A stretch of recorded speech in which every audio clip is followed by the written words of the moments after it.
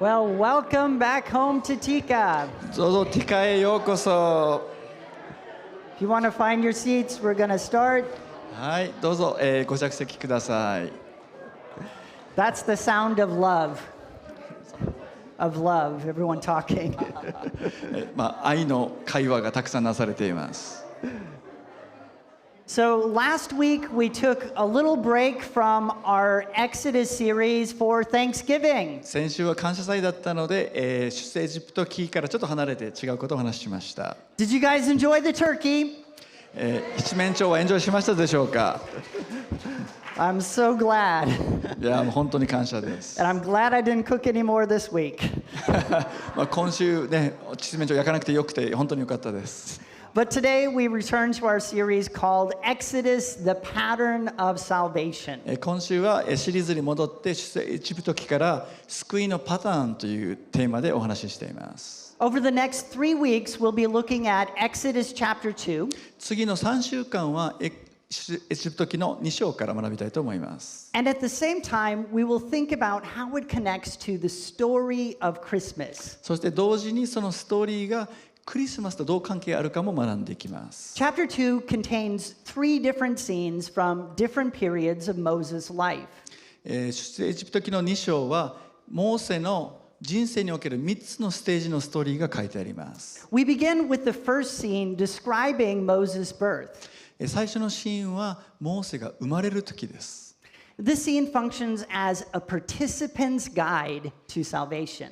でこのシーンは、救いに参加する人のためのストーリーになっております。It teaches us something important about how God's rescue works. 神様の救いの御業がどのように行われるかを表します。God's rescue is not something that we passively experience. 神様の救いというのは私たちが受動的に受け取るものではなくて、God's rescue requires active participation. それは私たちが能動的に主導的に参加するものなのです。And specifically, this story emphasizes 3 actions. で今回のシーンでは3つのアクションが必要とされます。First, those who participate in God's rescue take a risk. 神様の救いの御業を体験するためにまず1つ目はリスクを取るということです。 Let's read verses 1 through 2. 1節と2節をお読みいたします。Now a man of the tribe of Levi married a Levite woman, and she became pregnant and gave birth to a son. When she saw that he was a fine child, she hid him for 3 months. さてレビの家の一人の人がレビ人の娘をめとった。女は身ごもって男の子を産んだが、その可愛いのを見て3ヶ月の間その子を隠しておいた。These verses are very important to our family. この聖書箇所は私の家族にとってとても大切な箇所です。Without them, Lindsay would never have been born. もしこの聖書箇所がなかったら、私の奥さんのリンジーさんは生まれなかったと思います。Many of you know that Lindsay's mother, Jane, is in a wheelchair. リンジーさんの奥さんの、What's her name? Her name's Jane. ジェーン。ジェーンさんは、今車椅子を使っています。She was in a terrible car accident when she was 14 years old. ジェーンさんが14歳の時にひどい交通事故に遭ったんです。We always think of that accident at this time of year. なのでこの時期になるとその事故のことを思い出します。It happened on the 21st of December as her family was returning home from a Christmas shopping trip. それは12月の21日クリスマスショッピングから家族で車で帰っている途中でした。The accident killed Jane's mother, her grandmother, and her cousin. でジェーンさんのお母さん、おばあさん、そしていとこさんが亡くなりました。And Jane had extensive injuries beyond her broken spine. ジェーンさんは自分の脊髄の損傷以外にも骨折をたくさんしました。When she recovered, her doctor said that she should never have children. It's too dangerous. そこから回復した時に医者は言いました。ジェーンさんはもう子供を妊娠しない方がいいと思います。危険だと思いますと言われました。They said it would be too big of a risk. リスクが大きすぎますと言いました。But Lindsay's parents, of course, they wanted children. でもリンジーさんのご両親は子供が欲しかった。So they were thinking and praying about whether or not we should take this risk. それで彼らは考えました。どうだろう、リスクを取るべきだろうか、取らないべきだろうか。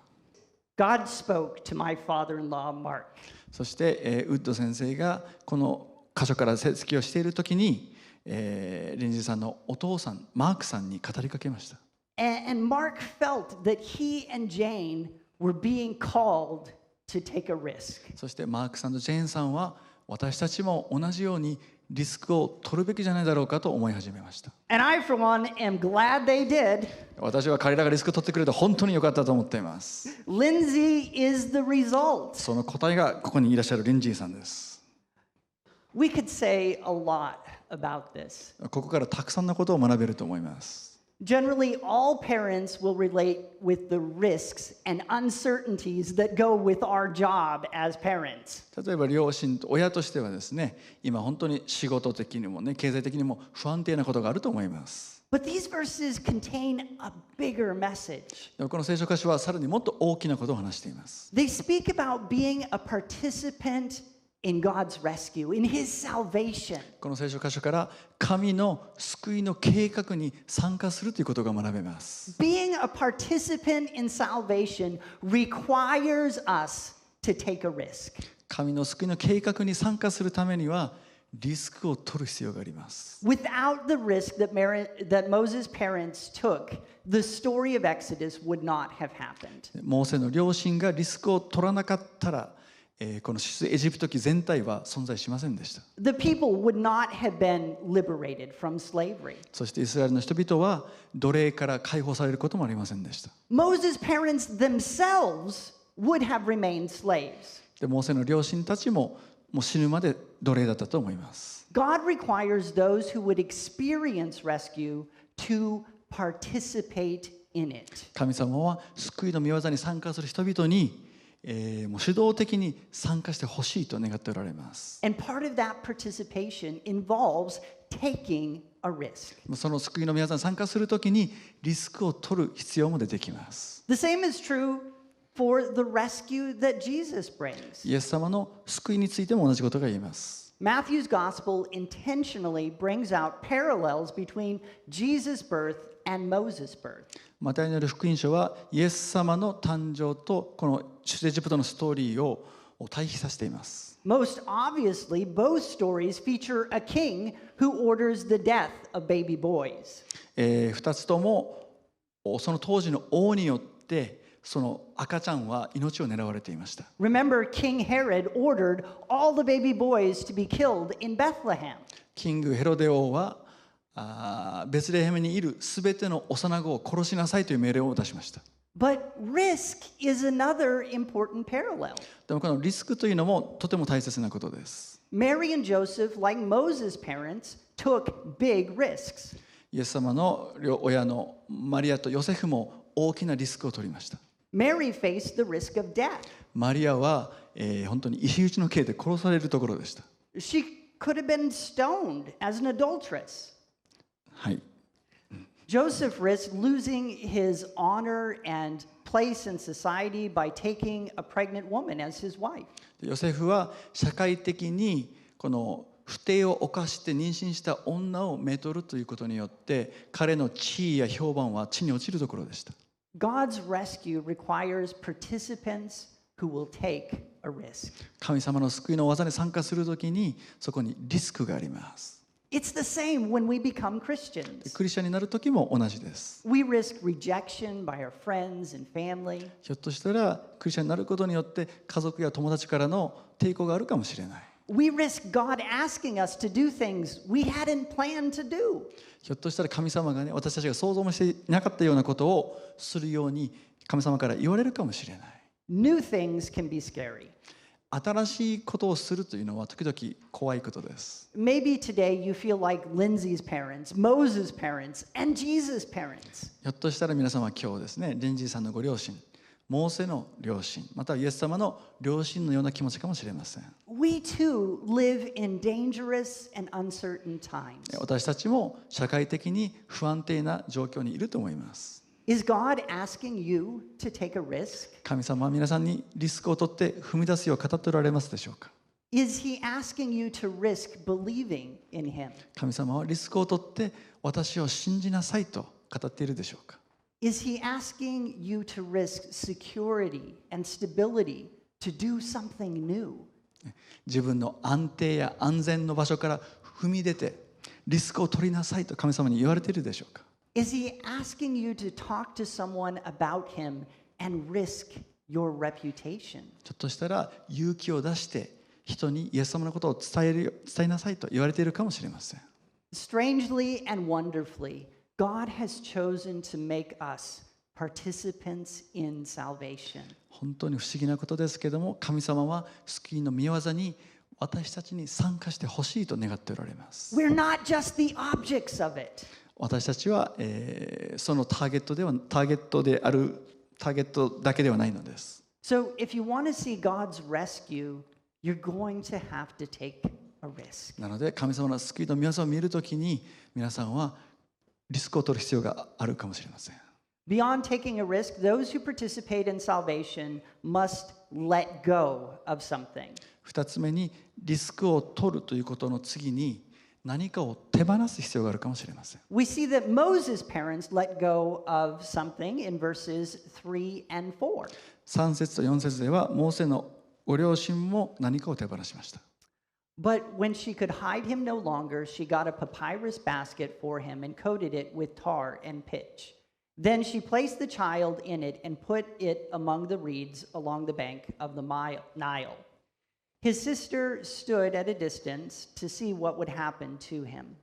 しかしもう隠しきれなくなったのでパピルス製の籠を手に入れ、それに歴製と樹脂とを塗ってその子を中に入れ、ナイルの岸の足の茂みの中に置いた。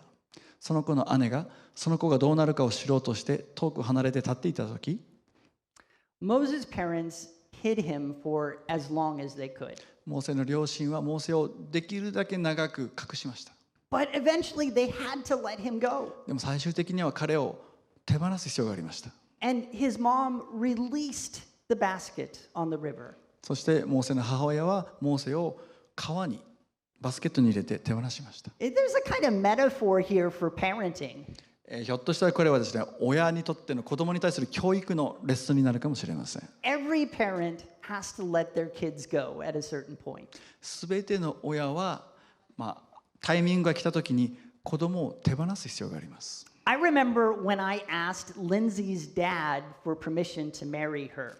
私がリンジーのお父さんにですね、結婚していいですかって聞きに行った時のことを覚えています。 Mark is a really big guy. リンジーさんのお父さんはとても背が高い人でした。He weighs like 200 kilograms. He's huge. 体重200キロだったそうです。He also does not talk much. そしてあんまり喋る人ではなくて寡黙な人でした。 In fact, in the entire time that I dated Lindsay, he said 4 words to me. そして私がリンジーさんとデートをしている間、マークさんは4つの単語しか口から発しませんでした。 So, you're from Alaska. あなたはアラスカから来たんですね。 For 8 months, that was it. He did not say another thing to me. He just stood there looking imposing. デートしていた8ヶ月の間、マークさんが言った言葉はそれだけです。 I was a little frightened to talk to him. なので私はマークさんに話すのがちょっと怖かったんですね。I mean, he could just squash me. もう潰されそうな気持ちでした。 And I had no idea if he would let me marry Lindsay. そしてマークさんは私に、リンジーさんと結婚させてくれるんだろうかとちょっと心配していました。 So obviously, he did give me permission. でも皆さんご存知の通り彼は了承してくれました。 But when I asked him, he told me the story I just told you. でもその時に今私が皆さんとシェアしたストーリーをマークさんが私に話してくれました。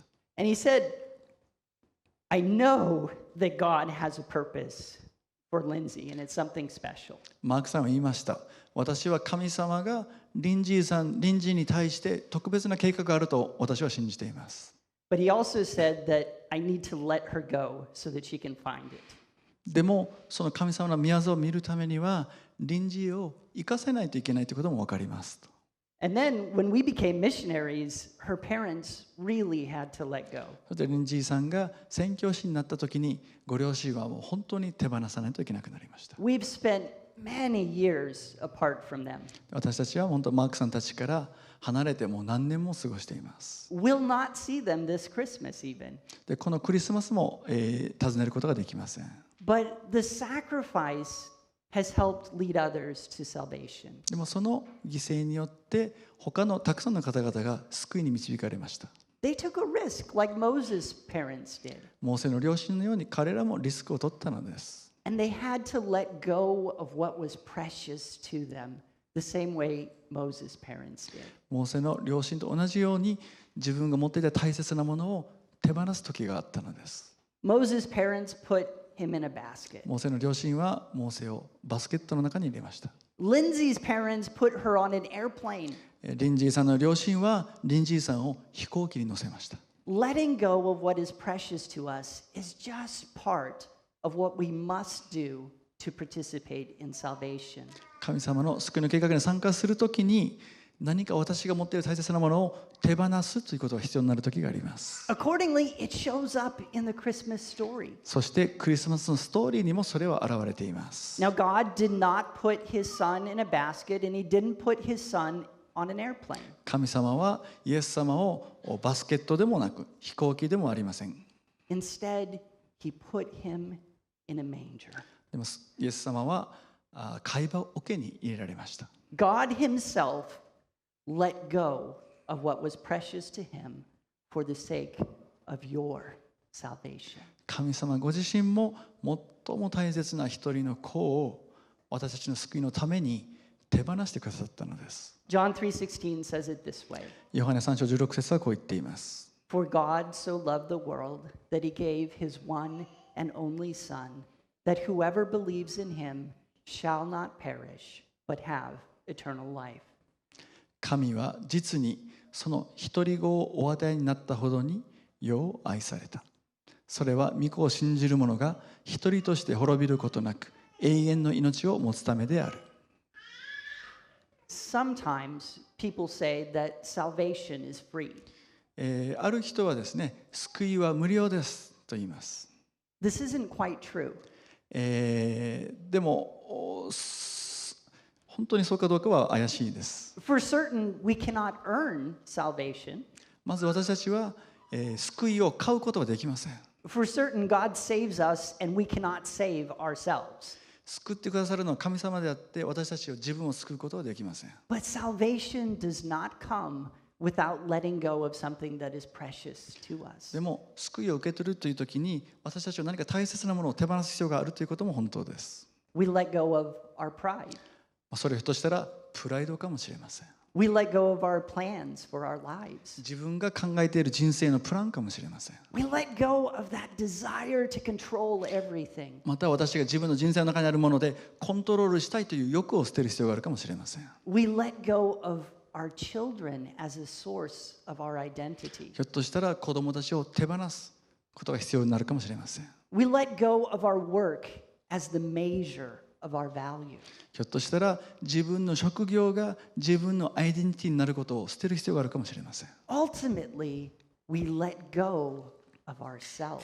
最終的には私たち自身を手放す必要があるかもしれません。 Like Moses' parents, like Lindsay's parents, like God himself, participants in salvation let go of what is most precious to us. モーセの両親のように、リンジーさんの両親のように、そして神様ご自身のように救いの御業に参加するときに私たちは自分にとって大切だと思っているものを手放す時が来るのです。 But salvation is not about loss. でも救いとは何かを失うということではありません。 After we let go of those things, participants in salvation trust God. 本当救いの御業に参加する人々は神に信頼するのです。 Moses' parents certainly did this. モーセの両親はもちろん信頼していました。 And we see the fruit of their trust in verses 5 through 9. その信頼することによる実を5節から9節で見ることができます。 Then Pharaoh's daughter went down to the Nile to bathe, and her attendants were walking along the riverbank. She saw the basket among the reeds and sent her female slave to get it.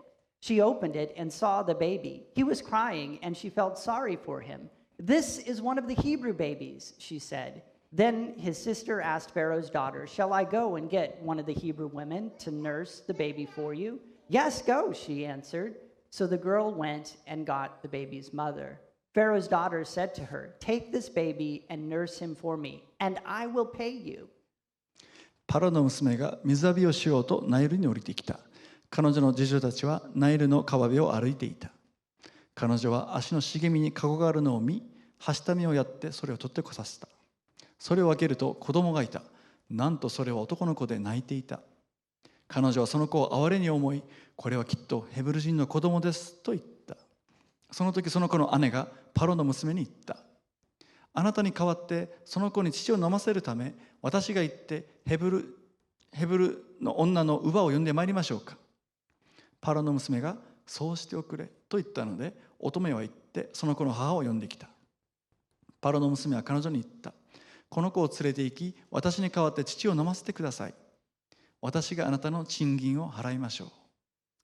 When we talk about taking a risk and letting go of what's precious, rescue seems scary. このリスクを取る、また手放すということを考えるときに少し恐れがあります。I've read stories of people trapped in their homes during hurricanes or what you call typhoons. ある時私は、台風が来た時に家の中にいる人々の話を聞いたことがあります。And they refuse to be rescued. で彼らはレスキューされるのを拒むんですね。They would rather die than let go of what is precious to them. 彼らは自分にとって大切なものを手放すぐらいなら死んだ方がマシだと考えていました。They would rather die than risk the unknowns involved in leaving their homes behind. 彼らは自分の住み慣れた家を手放すぐらいなら死んだ方がいいと思ったんです。Let's face it. 考えてみましょう。The risks and the letting go involved in salvation are frightening. リスクを取る、手放すというのは時々恐れをもたらします。But those who trust God have nothing to fear. でも神を信頼する人は恐れる必要がないのです。In God's hands, the things that frighten us the most become tools of salvation. 神様の御手の中にあっては、その私たちの恐れが大きければ大きいほどそれは神様のツールとして、道具として用いられるのです。The river that was supposed to kill the babies leads Moses to rescue. モーセはその川で死ぬはずだったんですけども、その川が救いへの道となったのです。The daughter of the dangerous Pharaoh adopts Moses into the royal family. そしてこの恐ろしく危険なファラオ王の娘がモーセを、この王族の子としてモーセを迎え入れたのです。Moses' mother lets go of her son. モーセの母親はモーセを手放しました。But she gets him back and is paid to care for him. でもその後、母親はモーセを取り返すことができて、しかもその養育費まで与えられたのです。At the end of the day, Pharaoh educates Moses and makes him into a leader. 最終的にはファラオ王は、モーセをリーダーとして育てたということになります。And one day, God would use him to lead his people to freedom. そしてある日、神様はモーセを使ってイスラエルの人々を救い出すのです。Putting babies into the Nile was meant for death. 赤ちゃんを川に流すというのは死を意味していました。But God uses it as a vital part of his plan to rescue the Israelites from slavery. でもその死を表していた川が実はモーセをイスラエルの人々を救うためのリーダーにするプランの一つとなったのです。There are parallels with Jesus as well. イエス様にも同じことが読み取れます。Jesus was not adopted by a princess. イエス様は、王女の家系にで養われたわけではありません。But he was adopted by Joseph. 彼はヨセフに預けられました。Jesus wasn't put on a river that was meant for death.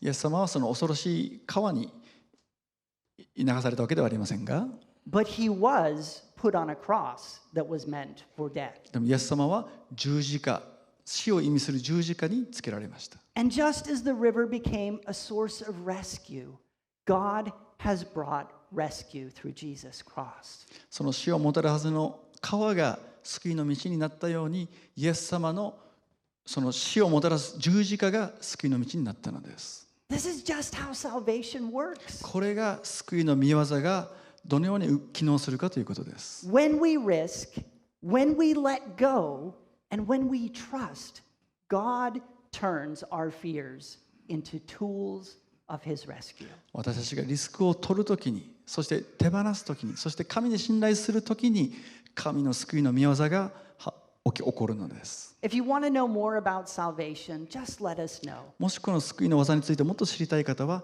私たちに話してください。We would be happy to explain more to you. で本当にもっと詳しく説明させていただきたいと思います。As you leave today, leave as a participant in salvation. 今日皆さんがこのサンクチュアリから帰るときに救いの御業に参加する人になってほしいと思います。Take the risks God is asking you to take. 神様があなたに語りかけているリスクをぜひ取ってください。Let go of the precious things God is asking you to let go of. そして神様があなたに語りかけているその大切なものを手放してほしいと思います。And trust God to turn fearful things into tools of His salvation. そして神様があなたの人生の中で恐れとなっているものを救いの道具として使ってくださることを期待したいと思います。